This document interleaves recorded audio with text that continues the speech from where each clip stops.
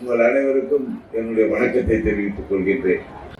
இந்த பெண்களுக்கு நம்முடைய தலைவர் அவர்கள் எந்த அளவுக்கு நல்லதையெல்லாம் பண்ணியிருக்கிறார். விடியல் பயணம், சொத்திலே சமபங்கு, உங்களுக்கு 1000 ரூபாய் உரிமை தொகை, நம்ம பிள்ளைகளுக்கு காலை உணவு திட்டம், நம்ம வீட்டு பெண்கள் படித்தால் அதுக்கு புதுமை பெண் திட்டத்தின் மூலமாக 1000 ரூபாய், நம்முடைய மகன் படித்தால் தமிழ் புதல்வர் திட்டத்தின் மூலமாக 1000 ரூபாய், மழை காலங்களிலே ஒரு பொட்டு தண்ணீர் கூட இல்லாத அளவுக்கு பல்வேறு திட்டங்களை இந்த பகுதியிலே நிறைவேற்றி இந்த அடமழையையும் மக்களுக்கு சிரமம் இல்லாமல் காப்பாற்றிய தமிழ்நாட்டு அரசினுடைய சாதனைகள் எல்லாம் எடுத்து சொன்னார்கள்.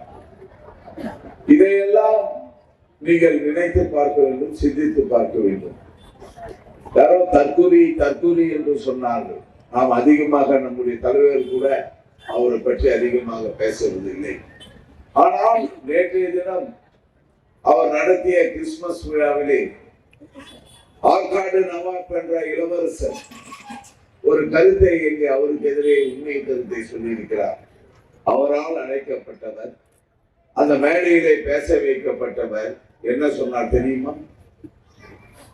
தமிழ்நாட்டில் பெண்களுக்கு பாதுகாப்பு உண்டு, குழந்தைகளுக்கு பாதுகாப்பு உண்டு.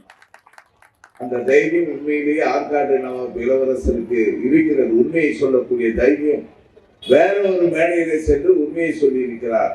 நாம் அவரை பாராட்டுகிறோம். தினம் சோசியல் மீடியாவை எடுத்துக்கொண்டால் அவர் சொன்ன உண்மைதான் ட்ரெண்டிங் ஆகியிருக்கிறது. அது உண்மை.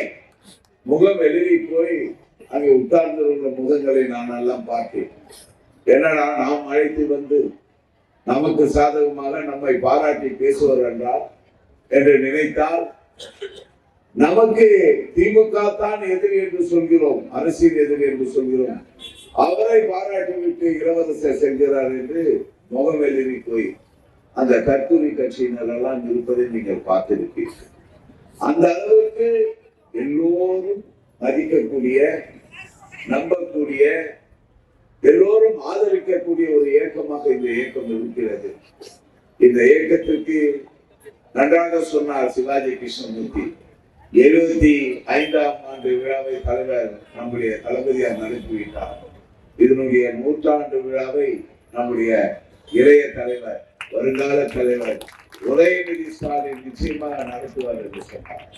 ஆகவே அவர் பல்லாண்டு காலம், பல 100 காலம் வாழ வேண்டும். உங்களுக்கெல்லாம் ஒன்றை சொல்லுகிறேன். 1,30,00,000 பெண்களுக்கு 1000 ரூபாய். அது கூட நல்லா சொன்னார். அண்ணன் கொடுத்திருக்காரா, உங்க அப்பா கொடுத்திருக்காரா, உங்க அண்ணன் தம்பி கொடுக்குறாங்களா, அண்ணியார் கொடுக்குறாங்களா, யாருமே தருவதில்லை என்று சொன்னிருக்கார். உங்களுக்கு 1000 ரூபாய் அப்பனாக இருந்து, அண்ணனாக இருந்து, சகோதரனாக இருந்து நம்முடைய தளபதியார் கொடுத்திருக்கிறார்.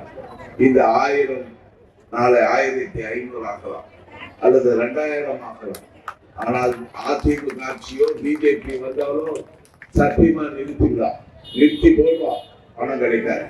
இதையெல்லாம் நீங்கள் மனதில் வைத்து நம்முடைய தலைவர் தளபதி மு.க. ஸ்டாலின் அவர்கள் 2வது முறையாக முதல்வராக நீங்கள் துணை நிற்க வேண்டும் என்று உங்களை எல்லாம் கேட்டு என்னுடைய சார்பாகவும் உங்களுடைய சார்பாகவும் நம்முடைய வருங்கால தலைவர் உதயநிதி ஸ்டாலின் அவர்களுக்கு பிறந்த நாள் வாழ்த்துக்களை சொல்லி அவர் நீண்ட காலம் வாழ வேண்டும் என்று சொல்லி இந்த கூட்டத்தை சிறப்பாக ஏற்பாடு செய்திருக்கின்ற பகுதி கழகத்தினுடைய செயலாளர், மண்டல குழு தலைவர் மற்றும் அவருடன் உதவிய அனைவருக்கும் என்னுடைய நன்றியையும் பாராட்டுகளையும் தெரிவித்து விடைபெறுகின்றேன். நன்றி, வணக்கம்.